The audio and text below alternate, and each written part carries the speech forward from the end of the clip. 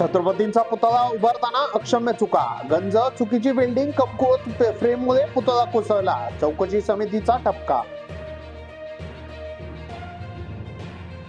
संजय राऊतांचा जन्मच खोटे बोलण्यासाठी झाला, आता त्यांनी न्यायालयाचा निर्णय स्वीकारावा, चंद्रशेखर बावनकुळे यांचा पलटवार.